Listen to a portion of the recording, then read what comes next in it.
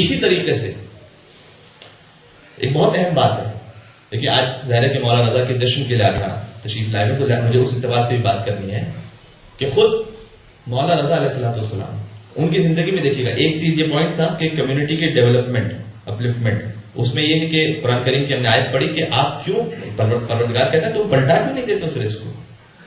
مولانا رضا علیہ السلام کی زندگی میں ہم سب صرف مشہد کے بارے میں زیادہ تصور رکھتے ہیں، لیکن امام کی زندگی کے فقط 3 سال مشہد میں گزرے ہیں، اس سے پہلے سارے مدینہ منورہ میں گزرے ہیں.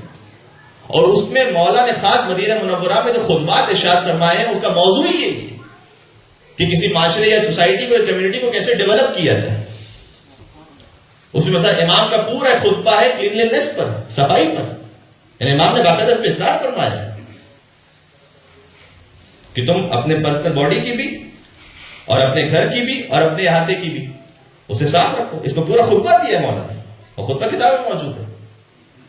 گھر تو انشاءاللہ سب صاف رکھتے ہیں، لیکن کیا امام بارگاہ صاف کرنا فقط کمیٹی ممبرز کی ذمہ داری ہے یا ہم سب کی ذمہ داری ہے؟ اگر کوئی کام آ جائے، اگر مثال کے طور پر کہیں پر میرے گھر میں کوئی کچرا رکھا ہوا ہو، ٹھیک ہے، تو میں اسے اٹھاؤں گا یا نہیں اٹھاؤں گا؟ میں اٹھاؤں گا. تو اگر امام بارگاہ کیا مولا کا گھر میرے گھر جیسا برابر بھی نہیں تو وہ سب کی ذمہ داری ہے. امام نے پورا خطبہ اس پہ ارشاد فرمایا. ایک خطبہ اس پہ ارشاد فرمایا کہ کمیونٹی کا سب سے بدتر انسان وہ ہے کہ جس کا کوئی فائدہ اس کی کمیونٹی کو نہ پہنچ سکے. یہ امام رضا علیہ السلام کی حدیث ہے، مدینہ منورہ میں خطبہ ارشاد فرمایا اس پہ پورا کا سب سے پست اور بدتر انسان وہ جس کا کوئی فائدہ اس کی کمیونٹی کو نہ پہنچ سکے. کچھ لوگ ہوتے ہیں کہ جو خالی کمپلین کرنا چاہتے ہیں. ظاہر میں بہت زیادہ خطبہ کہتے ہیں جب پہلی مجلس ہو تو ہاتھ ذرا ہولا رکھا کرو، تو ہاتھ بالکل ہلکا رکھنا چاہتا ہوں. ظاہر ہے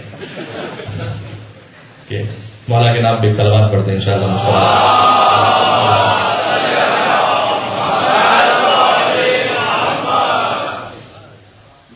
کچھ لوگ ہوتے ہیں جو خالی شکایت کرنا چاہتے ہیں. آپ سے بولے can you help? No I am busy. Can you serve? No I am busy. Can you come? No I am busy. تو اس طرح سے معاملہ نہیں چل سکتا. یہ نیک اس طرح تو نہیں ہو سکتا. ٹھیک ہے، اوکے. اگر کوئی ایسی بات ہے تو ٹھیک ہے، سروس میں سب آ گیا انشاءاللہ، سب اپنا اپنا حصہ لے کر. پھر امام نے فرمایا ایک پورا خطبہ ارشاد فرمایا کہ تم جب کسی کو اپنا ملازم رکھو، امپلائمنٹ پہ رکھو، تو اس کے ساتھ کیسے سلوک کرو. پورا خطبہ ارشاد. ایک گزر رہے تھے مولا، امام کے ایک صحابی ساتھ میں تھے. یہ مدینہ منورہ، میں مشہد تک جاؤں گا انشاءاللہ، مشہد جانا ہے مجھے، لیکن پہلے مدینہ منورہ کی بات ہو جائے. مولا گزر رہے تھے تو دیکھا کہ ایک شخص ہے کہ جو کلٹیویشن امام کی کھیت میں کام کر رہا تھا. امام نے صحابی سے پوچھا کہ اس کی کتنی ویسٹ تم نے رکھی ہے؟ کہ مولا دیکھے کہ جب دن گزر جائے گا تو پھر طے کریں گے. صحابی کہتا ہے کہ امام کی آنکھیں سرخ ہو گئی غصے سے. کہا میں نے کیا تم سے نہیں کہا تھا کہ جب کسی کو رکھو تو طے کر لیا کرو کہ اسے کتنا معاوضہ دیا جائے گا؟ کیا پہلے سے کیا میں نے تم سے نہیں کہا تھا؟ کیا وہ تمہارا نوکر ملازم اس طریقے سے کہ تمہارے رحم و کرم کر رہے؟ نہیں، طے کرو پہلے سے. اس کا حق ہے یہ. اس کے بعد امام نے خوبصورت جملہ ارشاد فرمایا کہ اہل بیت اطہار، ہم اہل بیت کا چاہنے والا وہ ہوتا ہے کہ جتنا طے کیا جائے ہمیشہ اس سے زیادہ عطا کیا جاتا ہے. صلوات پر محمد و آل محمد.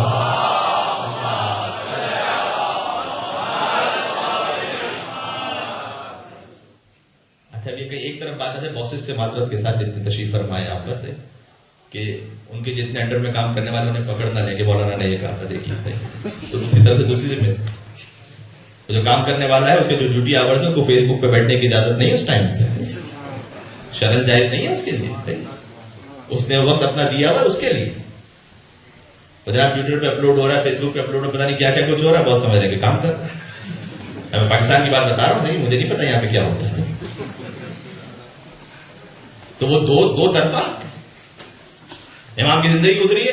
اچھا اس زندگی کو جو 55 سالہ زندگی ہے اس کو آپ 2 حصوں میں ڈیوائڈ کر سکتے ہیں. 35 برس وہ ہیں کہ جب تک ساتویں امام حیات تھے، ساتویں امام کی امامت کا زمانہ ہے. اس کے بعد 20 سال وہ ہیں کہ جو خود مولانا رضا کی امامت کا زمانہ ہے. اس 20 سال میں سے بھی 17 سال امام نے مدینہ میں 17 گزارے ہیں، اور 3 سال پھر اس کے بعد امام مشہد تشریف لے گئے اور وہاں جا کر اچھا کیوں مشہد تشریف لے گئے؟ بس یہاں سے کیوں مشہد تشریف لے گئے مولانا؟ مامون الرشید چاہے کتنا ہی دشمن اہل بیت کیوں نہ ہو، شیخ عباس قمی نے بھی لکھا ہے احسن المقال میں، شیخ عباس قمی جو مفاتیح الجنان کے رائٹر ہیں، انہوں نے لکھا ہے کہ اس کے دربار میں بہت سارے علماء بیٹھے رہتے تھے، اب وہ درباری مولوی ہو یا کچھ بھی ہو، لیکن بہرحال علم دوست بادشاہ مشہور ہے وہ تاریخ میں۔ اس کے پاس یہودی علماء بھی ہوتے تھے، وہ عیسائی علماء بھی ہوتے تھے، اور ابھی جیسے یہاں پر شاعری میں ذکر بھی کیا گیا ہے۔ اور ایک سوال شیخ عباس قمی لکھتے ہیں کہ ایک سوال جب مامون الرشید نے پوچھا شرعی مسئلہ اور کسی عالم کو جواب نہیں آ رہا تھا، ایک عالم اٹھا، اس نے کہا کہ میں جواب دیتا ہوں۔ اس کے جواب سے مامون جب مطمئن ہو گیا تو اسے 6000 دینار مامون نے دیے۔ شیخ عباس قمی اس کے بعد ازراہ مزاح نیچے لکھتے ہیں کہ ایک وہ زمانہ تھا کہ جب ایک شرعی مسئلے پر 6000 دینار مل جاتے تھے، اب 6000 مسئلے بھی بیان کرو تو 1 دینار بھی نہیں ملتا۔ اچھا ایسے محسوس نہیں کیجیے گا، جشن ہے اس لیے ساری باتیں سنا رہا ہوں، آپ تھوڑا ہنستے رہیں۔ ایک عیسائی آ کے کرسچن، وقت میرے پاس چونکہ محدود ہے اور عام طور پر دیکھیے جو مجھے ویسے میرا طریقہ یہ کہ 50 منٹ دی جاتے تو میں کچھ کرتا ہوں 45 میں اتر لوں، بھائی زیادہ زحمت نہ دوں، اس لیے کہ تڑپ باقی رہے، یہ زیادہ اہم ہے کہ انشاءاللہ بعد میں آنے کا بھی جذبہ رہے۔ تو مجھے ظاہر ہے کوئی شوق نہیں کہ بہت زیادہ بولتا رہوں، انشاءاللہ آپ کا جذبہ باقی رہنا چاہیے۔ مامون کے دربار میں وہ کرسچن آتا ہے، اور کرسچن نے آ کر 200 علماء بیٹھے ہوئے تھے، اور اس نے آ کر مامون کو چیلنج کیا اور 200 علماء کو چیلنج کیا، امام مدینہ منورہ میں چیلنج کیا کہ میں ایک سوال لے کر آیا ہوں اور سوال کا جواب دے دیں تو ٹھیک ہے میں مسلمان ہو جاؤں گا، اور اگر نہ دے سکو تو تم عیسائی ہو جاؤ۔ اور میرا سوال یہ ہے کہ سمپل سی لاجک کہ یہ بتاؤ کہ کیا تم عیسیٰ کو مانتے ہو یا نہیں مانتے؟ کون مسلمان کے کام نہیں مانتے؟ بالکل مانتے، حضرت عیسیٰ کو مانتے ہیں۔ کہ اچھا تو میں عیسیٰ کو مانتا ہوں لیکن محمد مصطفیٰ کو نہیں مانتا میں، تو اس پر دونوں اتفاق کر لیں جسے دونوں مانتے ہوں، یا اس پہ جھگڑا کریں جسے ایک مانتا ہو ایک نہ مانتا ہو؟ تو بہتر یہ نہیں کہ جسے دونوں مانتے ہیں اس پہ کنسنسس کریں، تم بھی عیسیٰ کو مانتے ہم بھی عیسیٰ کو مانتے ہیں، تو یہاں تو رک جاتے ہیں۔ جو ڈسپیوٹڈ نعوذ باللہ من ذالک، اس کی زبان کہہ رہا ہوں، جس میں ڈسپیوٹ ہے اس کے بارے میں کیوں بحث کریں؟ جس پہ دونوں مانتے ہیں اس پہ جمع ہو جاتے ہیں۔ اچھا اس کے بعد کہ یہ بتاؤ کہ عیسیٰ زندہ ہے یا انتقال فرما گئے؟ اب مسلمانوں کہتے ہیں تو بتا حضرت عیسیٰ حیات ہے، حضرت عیسیٰ تو حیات ہے۔ اور ختمی مرتبت کے بارے میں زبان میں کہہ رہا ہوں، ختمی مرتبت کے بارے میں کیا ہے؟ محمد مصطفیٰ کے بارے میں کیا وہ وصال فرما گئے؟ کہ تو پھر اسے مان لیں گے جو زندہ ہو یا اسے مان لیں جو دنیا سے جا چکا ہو؟ ٹھیک ہے، اچھا سوال بظاہر بڑا لاجیکل ہے، بات تو ٹھیک ہے۔ تو مامون مڑا 200 کی طرف، علماء کی طرف، کیا جواب دیجیے؟ انہوں نے کہا کہ ہمیں 3 دن کی تو مہلت دے دیں، مجھے سوال بڑا سخت ہے یہ، تو 3 دن کی ہمیں مہلت دے دیں، ہم میٹنگ کریں گے، میٹنگ کے بعد آ کے بتا دیں گے۔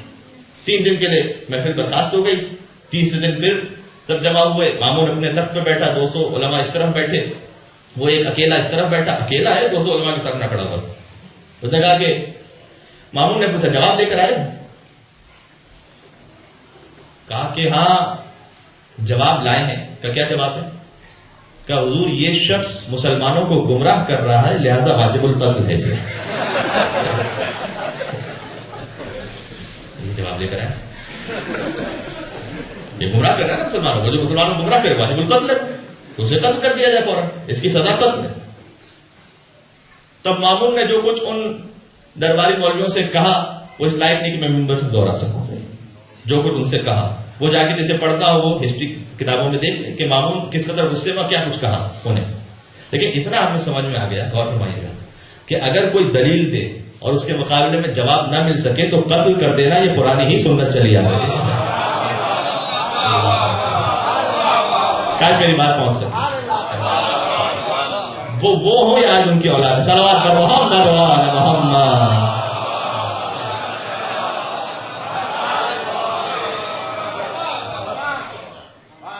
اگر دلیل سے جواب نہ مل سکے تو قتل کر دو، تو یہ تو وہی پرانا طریقہ ہے۔ اس کے بعد مامون محفل برخاست ہو گئی، ظاہر ہے کہ اس کا جواب نہیں مل سکا، اور اس نے کھڑے ہو کر یہ کہا کہ قیامت کے دن سب کے سامنے اعلان کروں گا کہ میرا مذہب سچا تھا. اب اگلا جملہ میں نہیں کہہ رہا کہ اس نے کہا تمہارا مذہب میرا مذہب سچا کرے گا، اتنا میں اعلان کروں گا. اور پھر مامون جب محفل برخاست ہوئی تو مامون بہت پریشان تھا. تو وزیر سے آگے کہا کہ حضور کیا پریشانی کی بات ہے؟ کہا اس لیے کہ اگر یہ دلیل بغیر جواب کے پھیل جائے تو ظاہر ہے کہ یہ کیا بنے، انہیں اسلام سے کوئی دلچسپی نہیں. مامون کس طرح سے پیدا ہوا تھا وہ ممبر سے میں بول بھی نہیں سکتا. تاریخ میں لکھا ہوا کہ ہارون رشید نے کیا کچھ کیا تھا جب زبیدہ کے ساتھ وہ شطرنج کھیل رہا تھا، اور پھر اس کے بعد محل میں کیا کچھ ہوتا رہا، وہ اس لائف نہیں کہ میں ممبر سے بیان کر سکوں.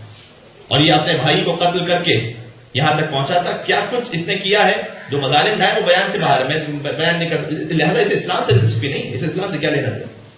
لیکن چونکہ یہ مشہور ہے خلیفۃ المسلمین کے نام سے، وہ مسلمانوں کا خلیفہ، تو اگر اسلام نہ رہے تو پھر کیسا خلیفہ؟ لہذا اسے اپنی خلافت کی فکر ہے، اسلام کی فکر نہیں ہے.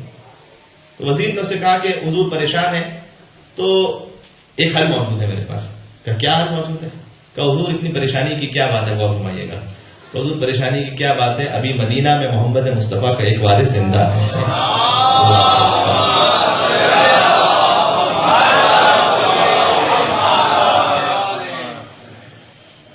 انہیں طلب فرمائیے.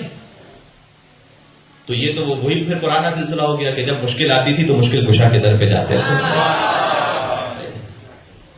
وہ مشکل کشا کے بیٹے کو بلایا گیا، طلب کیا گیا.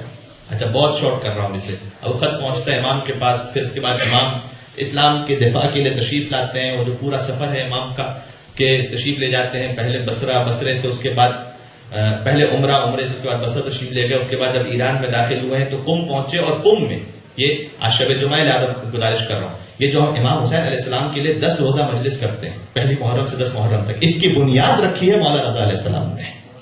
یعنی اس سے پہلے موقع نہیں تھا، کسی امام کے پاس موقع نہیں تھا کہ باقاعدہ 10 روزہ مجلس کر سکے. واقعات ہیں چوتھے امام کے، چھٹے امام انسان کے طور پر ایک شاعر کو بلایا گیا، تم نے میرے جد پر مرثیہ کہا ہے تو بیان کرو. لیکن وہ ایک دن باقاعدہ پہلی محرم سے 10 محرم تک قم میں مولا رضا علیہ السلام نے مجلس اعضا برپا کی امام حسین علیہ السلام کی. محرم کا مہینہ تھا. اس کے بعد پھر مولا کا سفر آگے بڑھا اور مولا تشریف لے جاتے ہیں مشہد. مشہد پہنچنے سے پہلے نیشاپور پہنچے. نیشاپور میں مولا نے قیام کیا، پروردگار آپ کو بار بار لے کر جائے. وہاں پر مولا کی قدم گاہ موجود ہے، قدموں کے نشان موجود ہے. وہاں پر جب مولا وہاں سے گزرے تو مولا کو بتلایا گیا کہ کچھ آتش پرست مجوسی، آگ کی پرستش کرنے والے، وہ یہاں پر رہتے ہیں اور یہ آگ جلاتے ہیں پتھر پر اور اس کے سامنے سجدہ کرتے ہیں. امام تشریف لے جاتے ہیں، اس پتھر پر مولا کے قدم مبارک آ گئے، اور قدم مبارک آنے کے بعد اس پتھر نے مولا کے قدموں کے نشان کو قبول کر لیا. اس بات کو سمجھانے کے لیے کہ وہ خدا کیسے ہو سکتا ہے کہ جس پر کسی بندے کے قدم آ جائیں اور قدموں کے نشان سخت ہو جائیں. یہ مولا کا معجزہ وہاں پر ظاہر ہوا. اس کے بعد مولا نے نماز ظہر کا وقت تھا تو پھر مولا نے ارشاد فرمایا کہ وضو کے لیے پانی لایا جائے. تو ایک شخص دور جانے لگا تو مولا نے کہا کہ کیوں دور جا رہے ہو؟ کہا مولا یہاں پہ کوئی چشمہ نہیں ہے اور یہاں پہ بہت دور سے پانی لایا جاتا ہے. امام نے اپنے قدم مبارک سے اشارہ کیا اور نیشاپور کی سرزمین پر وہ چشمہ جاری ہوا جو آج تک موجود ہے. اور وہاں اس واقعے کے بعد آبادی وہاں پر بڑھنا شروع ہوئی. امام نے نماز ظہر ادا فرمائی اور اس کے بعد امام آگے بڑھنا چاہتے تھے کہ ہزاروں محدثین وہاں پر موجود تھے اور امام علیہ السلام اپنی سواری میں موجود تھے اور ساتھ ساتھ امام کی سواری کے چل رہے تھے. اور انہوں نے مولا رضا علیہ السلام سے درخواست کی کہ آپ کا یہاں پر قیام ہوا ہے تو چاہتے یہ ہیں کہ آپ اپنے جد کی ایک حدیث بیان کرتے ہوئے جائیں تاکہ ہمارے پاس یہ سرمایہ رہ جائے آپ کے قدموں کی برکت سے. اور اس کے بعد امام علیہ السلام نے وہ حدیث بیان فرمائی کہ جو بہت مشہور حدیث ہے. امام رضا علیہ السلام کی ذریعے مطہر پر بھی حدیث لکھی ہوئی ہے اور یہ حدیث وہ ہے کہ حدیث تو چھوڑ دیجیے، فقط جو راویوں کا سلسلہ ہے اس میں کس نے کس سے سنا اور کس نے کس سے سنا، جو راویوں کا سلسلہ ہے. امام احمد ابن حنبل نے کہا کہ یہ سلسلۃ الذہب ہے. سلسلۃ الذہب یعنی گولڈ چین، سونے کی چین. یہ راوی اس میں نام ایسے ہیں کہ ہر ایک نام ایسا ہے کہ جو گویا طلا سے لکھے جانے کے، گولڈ سے لکھے جانے کے قابل ہے. گولڈ چین ہے یہ. اور امام احمد بن حنبل نے کہا کہ حدیث تو بہت بلند ہے لیکن راویوں کے نام اتنے بلند ہیں کہ اگر راویوں کے نام پانی پر دم کر کے کسی دیوانے کو پلا دیا جائے اور صاحب عقل ہو جائے تو حیرت نہ کرنا.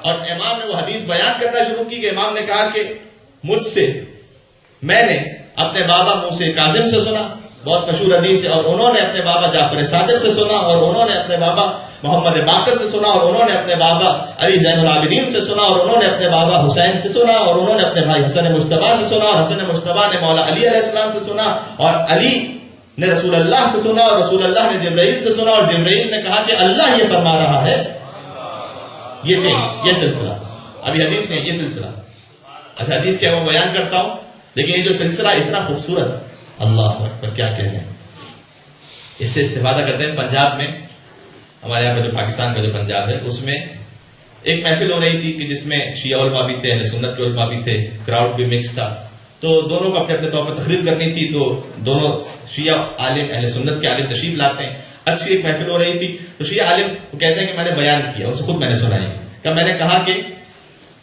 امیر المومنین کا جب ذکر کیا تو میں نے کہا کہ میرے مولا علی، انہوں نے یہ ارشاد فرمایا، ایک حدیث ان کی بیان کی، تو جو دوسرے صاحب تھے انہوں نے بھی اپنے پیر کے ساتھ مولا کا لفظ استعمال کیا کہ میرے مولا فلاں، انہوں نے یہ ارشاد فرمایا۔ اب میں نے کہا کہ میرے امام علی امام المتقین، انہوں نے یہ ارشاد فرمایا، انہوں نے کہا کہ حضرت فلاں فلاں فلاں امام المتقین، انہوں نے یہ ارشاد فرمایا، کہ علی امیر المومنین، انہوں نے یہ ارشاد فرمایا، انہوں نے کہا کہ فلاں فلاں امیر المومنین، انہوں نے یہ ارشاد فرمایا، کہ میں جو لقب کہتا جاؤں علی کے لیے وہ کسی اور کے ساتھ لگاتے تھے۔ اب میں پریشان ہوں، یہ تمام جو القاب ہیں در حقیقت ذکر حیدر سے اگر کوئی خفا ہوتا ہے ہو، بار خاطر شیخ کو یہ تذکرہ ہوتا ہے ہو، اور اصل میں حیدر غنی صدیق اور فاروق ہیں۔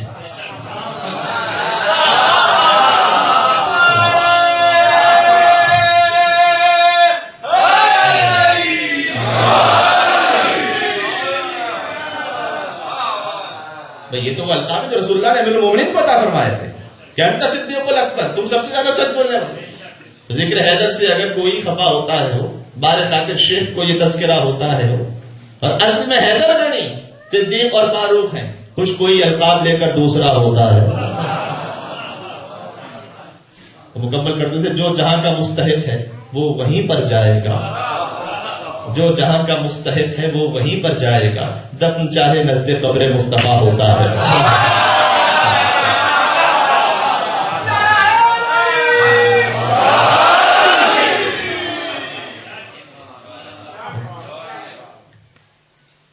اچھا وہ عالم کہتے ہیں کہ میں پریشان ہو گیا کہ کیا بات ہے، میں جو لقب کہوں یہ ساتھ میں وہ لقب، میں جو صفت کہوں ساتھ میں یہ صفت۔ تو میں نے کہا کہ اے مولا مشکل کشا، آپ ہی میری مدد فرمائیے، کوئی ایسا لفظ، کوئی آپ کی ایسی صفت، کوئی ایسی خصوصیت ظاہر ہو جائے میری زبان پر کہ یہ کہہ نہ سکے، اسے ریپیٹ نہ کر سکے۔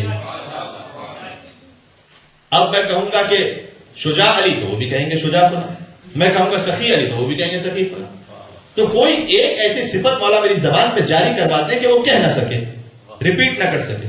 تو مولا نے ایسی مدد کی، میں نے اس جانب دیکھا اور میں نے مولا رضا کی حدیث سلسلۃ الذہب سے استفادہ کرتے ہوئے اس سے دیکھا، اور میں نے کہا کہ میرے مولا وہ ہیں کہ مولا رضا ابن موسیٰ کاظم، ابن جعفر صادق، ابن محمد باقر، ابن علی زین العابدین، ابن حسین، ابن علی، ابن ابی طالب۔ پھر کہا تو بھی ذرا سلسلہ بیان کرنا۔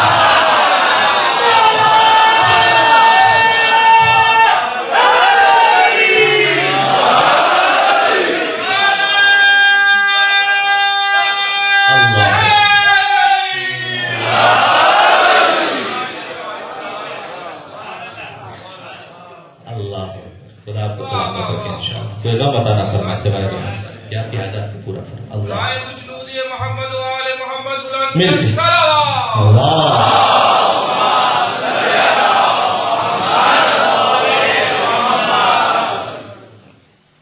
امام نے ایک پورا سلسلہ بیان فرمایا، اور اس کے بعد کا اللہ حدیث قدسی بیان فرمایا، اللہ یہ بیان فرما رہا ہے کہ کلمۃ لا الہ الا اللہ حسنی، یہ بھی اپنے شاعری میں سنا کہ لا الہ الا اللہ میرا قلعہ ہے، جو اس میں داخل ہو گیا وہ عذاب سے محفوظ ہو گیا۔ اس کے بعد امام نے اپنے محمل کو گرا دیا، کچھ آگے بڑھے، اس کے بعد پھر محمل کا پردہ اٹھایا، ولیکن بشرطہا و شروطہا، لیکن لا الہ الا اللہ بچائے گا کچھ شرطوں کے ساتھ، کچھ شرائط کے ساتھ، وانا من شروطہا، ان شرطوں کی ایک شرط میں ہوں، جب تک علی رضا کی امامت پر یقین نہ رکھو لا الہ الا اللہ بچا نہیں سکتا۔ اور پھر امام نیشاپور سے ہوتے ہوئے تشریف لے جاتے ہیں مشہد مقدس. مولا جب تشریف لے گئے تو ولی عہدی پہ پڑھنا چاہتا تھا، لیکن اس وقت بالکل وقت نہیں رہا کہ میں آگے پڑھ سکوں. ایک نقطہ چونکہ اس کے بعد اور بیان کرنا ہے مجھے، وہ زیادہ اہم ہے شب جمعہ کے اعتبار سے. انشاءاللہ ولی عہدی پہ کبھی اور بات کریں گے کہ امام نے کیوں ولی عہدی قبول فرمائی تھی اور کیا مسائل تھے اس وقت. امام تشریف لے جاتے ہیں اور پھر وہ دربار سجا. میں آپ کو ریلیٹ کر دوں کہاں سے بات شروع ہوئی تھی ہماری. مامون الرشید کے دربار میں وہ کرسچن موجود ہے. اس نے سوال کیا کہ جو لاجواب ہے، کوئی جواب نہیں دے سکا. اور پھر دربار جو سجدہ ہے مامون رشید کا کہ 200 علماء اس طرف وہ بیٹھے ہوئے تھے، وہ کرسچن کو پھر بلایا گیا. مامون کا جو تخت تھا اس کے ساتھ امام رضا علیہ السلام کی مسند کو رکھا گیا کہ مولا آپ یہاں تشریف رکھیں. فرزند رسول وہاں تشریف فرماتے اور مامون نے کہا اب پوچھ. اس نے کہا ان سے پوچھو، ان 200 سے. کہ نہیں ان سے نہیں، اب ان سے پوچھ. اور آپ کے جذبہ ولا کی خاطر امام نے اس کی جانب دیکھا اور مسکرا کر کہا سلونی سلونی قبل ان تستقبل.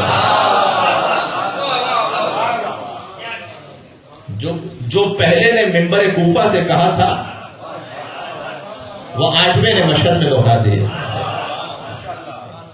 جو پوچھنا چاہے پوچھ. اچھا اس کے ذہن میں تو یہ اسے پتا ہے کہ میں نے اگر ایک انہیں شکست دے دی تو معاملہ ختم ہے، پھر کوئی میرے مقابلے پہ نہیں ہے. اور اس کے ذہن میں یہ کہ سوالات بھی میرے بڑے لاجیکل ہیں. اس نے پہلے سوال وہ کیا کرے گا کہ آپ عیسیٰ کو مانتے ہیں یا نہیں، اور اس کے ذہن میں کیا ہے کہ امام کہیں گے میں مانتا ہوں. کہ میں آپ کو محمد کو نہیں مانتا. دوسرا سوال کیا کرے گا کہا کہ وہ زندہ ہے یا نہیں، تو امام کہیں گے کہ زندہ ہے. کہ لیکن آپ کے جو نبی ہیں وہ وفات پا چکے ہیں، تو پھر اسے مان لیں جو زندہ ہو. لیکن خدا کی قسم کیا امامت کی شان ہے. ایک جملے میں ایک کلام میں فقط امام نے اس سوال کو ختم کر دیا. بات ختم ہو گئی. اس نے پہلا سوال یہ کیا کہ یہ بتائیے گا کہ کیا آپ عیسیٰ کو مانتے ہیں. امام نے کہا کہ ہاں میں اس عیسیٰ کو مانتا ہوں جو محمد رسول اللہ کی رسالت کی خوشخبری لے کر آئے تھے. اللہ اگر ان کے علاوہ کوئی عیسیٰ ہیں جنہوں نے محمد کی خوشخبری نہیں دی تو ایسے عیسیٰ کو ماننا تو کیا میں جانتا بھی نہیں. پھر امام نے اس کی جانب دیکھا کیا تو چاہتا ہے کہ جو بغیر تحریف شدہ انجیل ہے اس سے میں آیتیں پڑھ کے سنا دوں کہ عیسیٰ کہاں کہاں خوشخبری دے کر گئے تھے محمد مصطفیٰ کی. کیا تیری کتابوں سے آیت پڑھ کے بتا دوں. ظاہر کہ عالم تھا تو جانتا تھا کہ نہیں یہ حق بول رہے ہیں. اچھا سر جھکائے بیٹھا ہوا تھا. امام نے کہا کہ کیا مجھے اجازت ہے کہ میں بھی تجھ سے ایک سوال کرتا ہوں. اس نے کہا کہ آپ سوال کر لیجیے، آتا ہوگا تو جواب دے دوں گا، نہیں آیا تو خاموش ہو جاؤں گا. مجھے آگے نا ایک اپنی خیال میں آگے ایک جملے میں. تو امام نے اس سے کہا کہ اچھا یہ بتا کہ کیا عیسیٰ نمازیں نہیں پڑھتے تھے. تو کیا بات کر دی آپ نے. بس زہد عیسیٰ اور تقویٰ، حضرت عیسیٰ کا تقویٰ تو مشہور ہے. تو کیا بات کر دی آپ نے. عیسیٰ نے ساری زندگی نمازیں پڑھی. کہ اچھا کیا روزے نہیں رکھتے تھے. ساری زندگی روزے رکھے عیسیٰ نے. کہ اچھا اگر عیسیٰ نے ساری زندگی نمازیں پڑھی، لہٰذا شادی نہیں کی انہوں نے اس عبادت کی وجہ سے. تو عیسیٰ نے ساری زندگی نمازیں پڑھی اور ساری زندگی روزے رکھے ہیں، تو اگر تو نے خدا کہتا ہے تو بتا خدا کس کی عبادت کر رہا تھا اور کس کے لیے روزے رکھ رہا تھا. یہ کیسے تصور ہوتے ہیں دو خدا، ایک خدا دوسرے خدا کی عبادت کر رہا ہے. یہ کیسے تصور ہو سکتا ہے. تو کیا خدا بھی کسی کے لیے نماز پڑھتا ہے؟ اگر کوئی خدا ہو تو خدا بھی کسی اور کے لیے روزہ رکھ رہا ہوتا ہے. تو اس کا مطلب یہ کہ عیسیٰ جس کی نماز پڑھ رہے تھے عیسیٰ خدا نہیں ہے، جس کے لیے پڑھ رہے تھے وہ خدا ہے، جس کے لیے روزہ رکھ رہے تھے وہ خدا ہے. بس اتنا اس نے کہا. اور پھر سر اٹھاتا ہے، سر اٹھا کر امام کی جانب دیکھا اور کہتا ہے اشہد ان لا الہ الا اللہ. اللہ اکبر. سنیے گا واشہد ان محمد رسول اللہ. اور پھر کہتا ہے واشہد ان ھذا وصی رسول اللہ حقا. اشہد ان یہ وصی رسول ہے.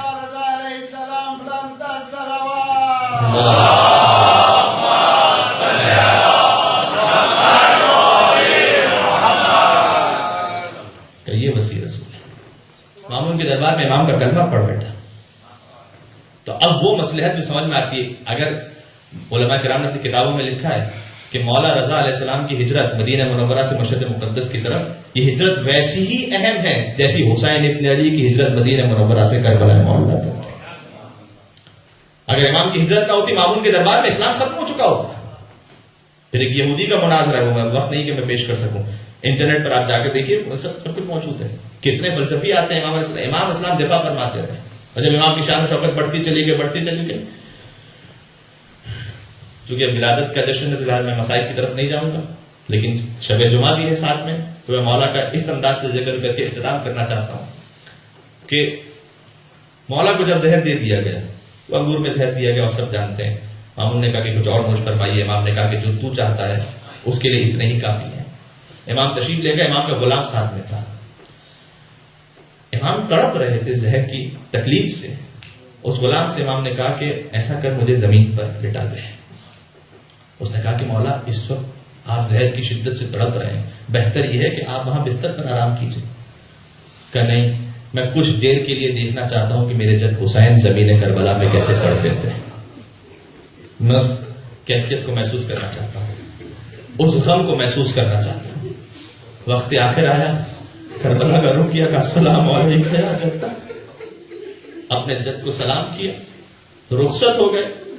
زیارت کے لیے ارشاد فرمایا کہ من زارنی فی حیاتی او بعد مماتی, جو میری زندگی میں میری زیارت کو آئے, میرے مرنے کے بعد آئے, 3 مقامات پر اس کے کام آؤں گا. عند سؤال منکر و نکیر, جب قبر میں منکر و نکیر سوالات کے لیے آئیں گے. میں دعا کا سلسلہ بھی شروع کرا. جب منکر نکیر سوال کے لیے آئیں گے, مومن گھبرا رہا ہوگا, قبر کی تاریکی, تنگی, وحشت. مولا رضا نے کہا کہ جو مشہد میں میری زیارت کو آیا ہے, منکر نکیر سے گھبرانے کی ضرورت نہیں ہے. تیرا مولا رضا تیری مدد کو تیری قبر میں پہنچے گا. کتنی مرتبہ شیخ عبد الکریم حائری جو مدفون ہے کہاں, بی بی معصومہ قم کے حرم میں, جنہوں نے حوضہ علمیہ قم کی بنیاد رکھی آج سے 100 سال پہلے. ان کا جب انتقال ہوتا ہے تو بیٹے نے خواب میں دیکھا, تو کہا بابا کیا ہوا قبر کی پہلی رات؟ کہ بہت کچھ اچھا گزر گیا, لیکن مجھے افسوس رہا کہ میں مولا رضا کی زیارت پر اتنا کم کیوں گیا تھا. کہ بابا کتنی مرتبہ گئے تھے؟ کہ 30 مرتبہ گیا تھا. کہ 30 مرتبہ گئے تھے اور آپ کو کمی کیوں؟ کہ اس لیے کہ میں مولا رضا کی زیارت پر 30 مرتبہ گیا تھا.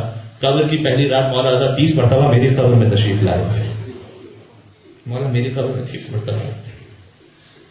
کہ جب ممکن نکیر سوال کے لیے آئیں گے, میں مدد پاؤں گا.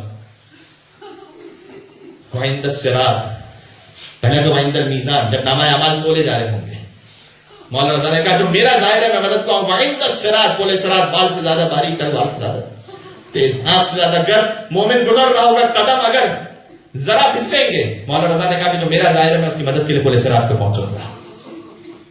یہ مولا کی زیارت کی برکت ہے.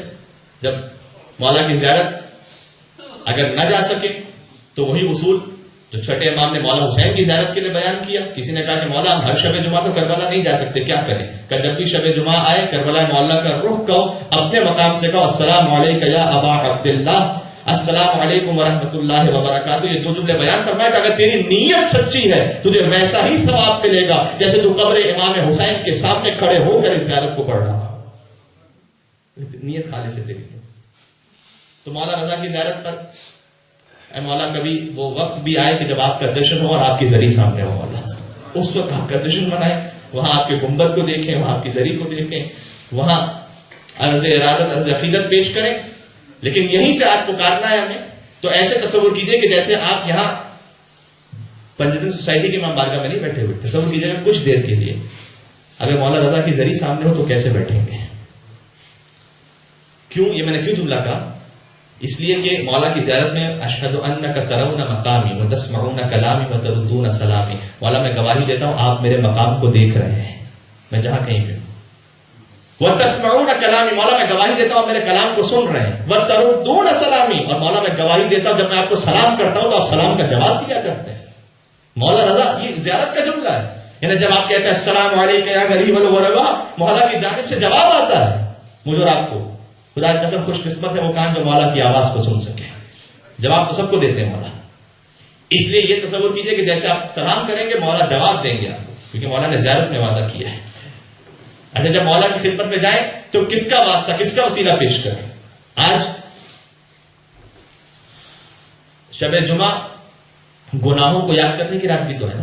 مولا رضا کی زیارت کے بعد, مولا کی زیارت کے بعد ہی ایک جملہ ہے سیدی, اے میرے مولا لو علمت الارض بالذنوب لساخت بی, اگر زمین کو میرے گناہوں کا پتہ چل جائے نا مولا تو زمین مجھے نگل لے گی. میں آپ کا بہت گناہگار ہوں, بندہ ہوں, چاہنے والا ہوں, لیکن گناہگار ہوں. اب الجبال لحدتنی، اگر پہاڑوں کو میرے گناہ کا پتہ چل جائے اے مولا رضا تو پہاڑ مجھ پہ گر پڑیں گے. اب السماء لاحتطفتنی، اگر آسمانوں کو میرے گناہوں کا پتہ چل جائے آسمان سے عذاب نازل ہو جائے گا. اب البحار لاغرقتنی، اگر سمندروں کو میرے گناہوں کا پتہ چل جائے میں سمندر پہ جا نہیں سکتا، سمندر مجھے غرق کر لے گا. مولا میں اتنا گناہ گار ہوں، اب آپ کی خدمت میں آیا ہوں. جب مولا کی خدمت میں پہنچے تو پھر کون سا واسطہ مولا کو دے گی؟ کوئی خالی ہاتھ واپس نہ جائے. سب کی دعا قبول ہو انشاءاللہ. شب جمعہ شب دعا بھی ہے. کون سا واسطہ دیں؟ آیت اللہ نجفی یزدی، ان کا ایک جملہ اور اس کے بعد واسطہ. آیت اللہ نجفی یزدی بہت بزرگ عالم، انہوں نے کتاب لکھی مناقب اہل بیت. لکھتے ہیں دو بھائی تھے، مولا رضا کی زیارت پہ جا رہے تھے. ایک نیک متقی تھا، ایک گناہگار تھا. جو گناہگار تھا راستے میں انتقال ہو گیا، بہت گناہ کیے تھے اس نے، زندگی فسق و فجور میں گزری تھی. راستے میں انتقال ہو گیا. امام رضا علیہ السلام کی جو زیارت پر دوسرا بھائی جو جا رہا تھا اس نے غسل و کفن دیا، لیکن مشہد قریب تھا. اس نے سوچا مشہد پہنچا کر اپنے بھائی کو دفن کر دیا. مشہد پہنچا کر دفن کر دیا. دفن کرنے کے بعد سوچ رہا تھا کہ مولا وہ گناہگار بھائی تھا، نہیں معلوم کس عذاب میں ہوگا، تو مولا آپ شفاعت فرما دیجیے.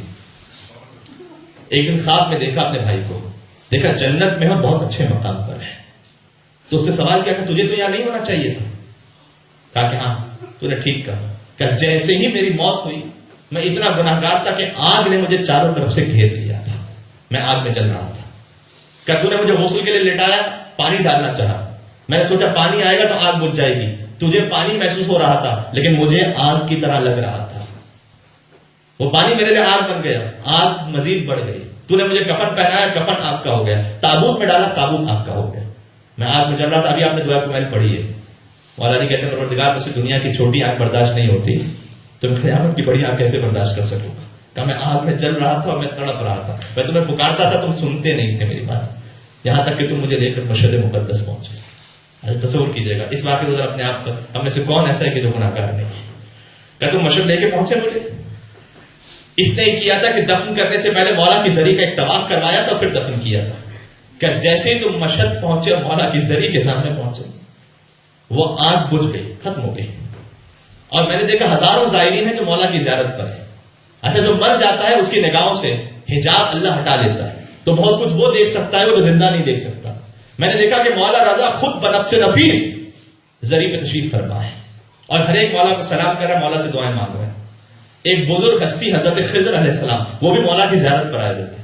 انہوں نے مجھ سے یہ کہا کہ اے شخص یہ تو نہ سمجھنا کہ یہ آگ ہمیشہ کے لیے بجھ گئی ہے، تو بہت گناہ گار ہے، تیری آنکھ فقط مولا کے احترام میں بجھی ہے کیونکہ تو مولا کے سامنے ہے نا. ابھی جب تو یہاں سے باہر جائے گا تو یہ آنکھ پھر شروع ہو جائے گی. تو میں نے ان سے پوچھا کہ میں کیا کروں کہ میں عذاب سے بچ جاؤں. میں صاحب کو دوبارہ نہیں سہنا چاہتا، میں تڑپ رہا تھا. انہوں نے کہا کہ مولا شافع روز جزا ہے، تو مولا کو پکار تو مولا تجھے جواب دیں گے. مولا کی نگاہیں نیچے تھی. میں نے مولا کو پکار کر کہا، میں نے کہا یا غریب الغربا مولا، اے غریب الغربا مولا میں گناہ گار ہوں، میری شفاعت فرمائیے. میں اتنا گناہ گار تھا کہ مولا نے مجھے جواب نہیں دیا، جواب نہیں دیا مولا. میں نے دوسری مرتبہ پکارا، اے مسکینوں کے آسرا مولا میری شفاعت فرمائیے. جواب نہیں دیا مولا نے. پہلا چکر پورا ہوا، دوسرا چکر پورا ہوا، آخر چکر میں رہ گیا تو میں گھبرا رہا تھا کہ میں باہر نکلوں گا یا آگ پھر شروع ہو جائے گی. میں نے اس بزرگ سے کہا میں مولا کو پکارتا ہوں، مولا مجھے جواب نہیں دیتے، میں بہت گناہ گار ہوں. اس بزرگ نے مجھ سے یہ کہا کہ ہاں میں جانتا ہوں، تو ایک واسطہ دے تو مولا کبھی رد نہیں کریں گے تجھے. کہ میں کون سا واسطہ دوں؟ بزرگ نے کہا کہ میں جانتا ہوں کہ مولا کو اپنی ماں فاطمہ زہرا سے بہت عقیدت.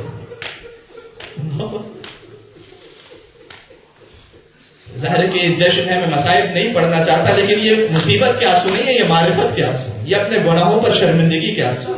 کہ بی بی میں شرمندہ. اس نے دیکھا مولا کی طرف اور مولا کو دیکھ کر کہا کہ اے مولا میں تو بہت گناہ گار ہوں، قابل نہیں کہ آپ جواب دیں، لیکن آپ کو آپ کی ماں فاطمہ زہرا کا واسطہ ہے، مجھے خالی نہیں بھیجیے گا مولا. کہتا مولا نے نگاہیں بلند کی، میری جانب دیکھا. میں نے دیکھا مولا کی آنکھوں سے آنسو جاری تھے اور مجھے دیکھ کر کہا کہ اے شخص تو میرے حرم میں آیا لیکن تو قابل نہیں تھا کہ میں تجھے معاف کرتا، لیکن میں کیا کروں، تو نے میری ماں کا نام میرے سامنے دے دیا. اس کے بعد کہتا مولا نے دعا کی، کہا پروردگار اس نے میری ماں فاطمہ زہرا کو مجھے واسطہ دیا ہے، تو اسے ہر عذاب سے بچا لے. وہ عذاب میرا ختم ہو گیا. بس آج مولا کے فرش عذاب پر بیٹھ کر اپنی جانب سے آپ سب کی جانب سے اے مولا رضا ہم اس قابل نہیں ہے کہ آپ شفاعت فرمائیے، لیکن آپ کو آپ کی ماں فاطمہ زہرا کا واسطہ. ظاہر سب سے پہلے دعا کرنی چاہیے گناہوں کی مغفرت کی. اے مولا سر پاک گناہوں سے لپٹا ہوا ہوں، اب اور جتنی حاجتیں ہیں، کسی کی رزق کی حاجت ہے، کسی کی کوئی نوکری کا مسئلہ ہے، کسی کے امتحانات ہیں، کسی کے گھر میں کوئی مسئلہ ہے. ہر ایک انسان اپنے آپ کو بہتر جانتا ہے، اور ظاہر اللہ نے رازوں کو پوشیدہ رکھا ہے. بہت سی حاجتیں ایسی ہوتی ہیں جو کسی کو کہہ نہیں سکتے، زبان پہ لا نہیں سکتے، لیکن اے مولا رضا آپ جاننے والے ہیں. شب جمعہ ہے، شب دعا بھی ہے، مولا رضا کا جشن بھی ہے. سب مل کر میں دعائے توسل پڑھوں گا مولا کے نام سے، مولا رضا علیہ السلام کے نام سے. یا وجیہ عند اللہ، اس کا مطلب کیا ہے؟ اے وہ کہ جو خدا کی بارگاہ میں حیثیت اور آبرو اور عزت رکھتے ہیں. اشفع لنا عند اللہ، مولا میری جو بھی حاجت ہے آپ اللہ کی بارگاہ میں شفاعت کر دیجیے، میری حاجت پوری ہو جائے. برحمتك يا أرحم الراحمين، وصلى الله على محمد وآله الطاهرين.